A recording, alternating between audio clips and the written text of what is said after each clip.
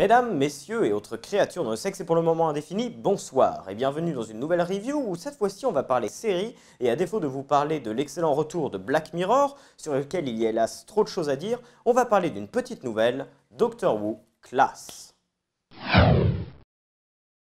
Il s'agit là du troisième spin-off officiel à la série Doctor Who, le premier étant l'excellent Torchwood visant un public adolescent puis adulte, et le deuxième The Sarah Jane Adventure qui visait lui un public enfant. La série a été écrite par Patrick Ness, un écrivain britannique notamment connu pour avoir écrit pas mal de livres pour jeunes adultes, dont notamment A Monster Call, dont l'adaptation cinématographique vient tout juste de sortir au cinéma en Espagne, car oui, le film a été réalisé en Espagne.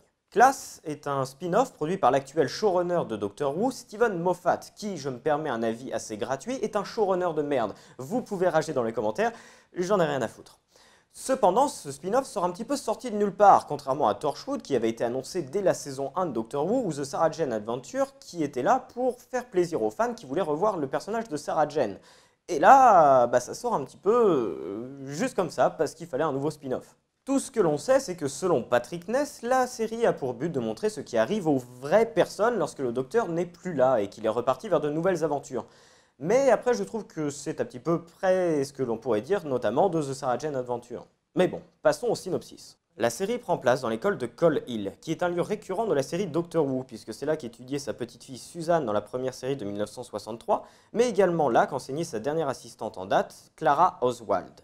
On suit alors l'histoire d'un groupe d'étudiants dont l'un d'entre eux, Charlie, est le dernier survivant d'une espèce alien rapatriée sur Terre par le Docteur. Et il est également accompagné de sa protectrice mais également esclave, Mrs. Kill.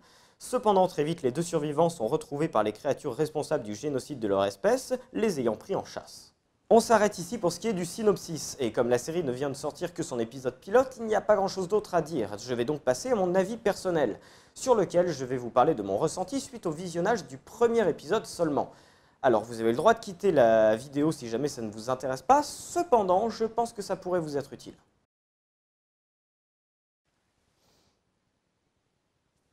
Qu'est-ce que c'est que cette merde?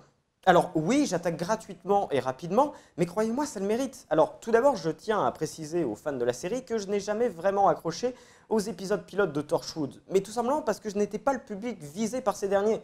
La saison 1 de Torchwood était écrite pour des jeunes adolescents avec des hormones qui les travaillaient, et du coup, j'avais pas forcément apprécié parce que c'était pas vraiment mon cas à ce moment-là. Et pour ce Sarah Jane Adventure, étant donné que ça visait un public enfant, encore une fois, c'était pas vraiment mon cas, donc j'ai pas accroché plus que ça, bien qu'en tant que série pour enfants, ça fonctionne.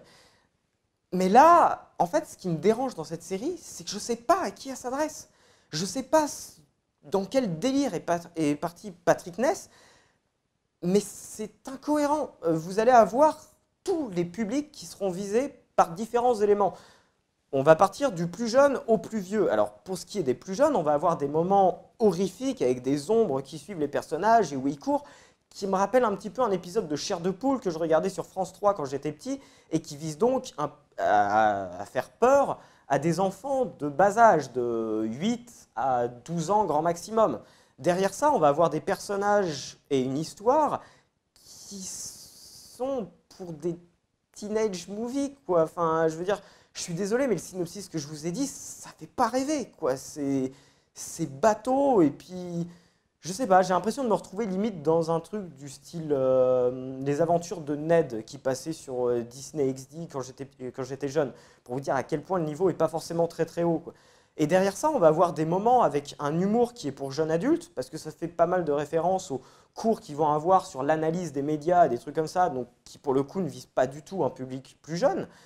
Et derrière ça, on va aussi avoir du sang qui gicle, des membres coupés, des trucs comme ça, qui visent un public de nouveau un petit peu plus mature.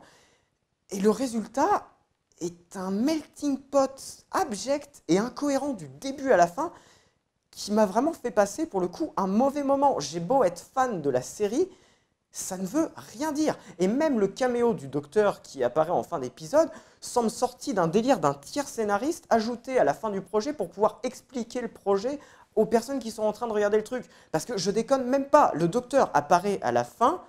Alors déjà il sort de nulle part, mais bon ça à la limite avec Doctor Who on est un petit peu habitué à ce que le docteur arrive un petit peu de nulle part. Mais là, il va carrément vous faire un discours de 4 minutes à la fin, qui est le synopsis de la série. dans la série même. Ça ne veut rien dire, c'est dégueulasse. Donc sincèrement, si vous êtes fan de Doctor Who, si vous aimez les spin-offs et tout ça, vous pouvez essayer de regarder cette daube, mais si vous avez 45 minutes à faire autre chose, je sais pas moi, apprendre la pêche à la mouche par exemple, ça peut toujours vous sauver en cas d'apocalypse zombie ou que sais-je encore, faites-le parce que vous gagnerez 45 minutes de votre vie. Voilà, alors sur ce, j'attends la rage des plus gros fans dans les commentaires et je vous dis à la prochaine.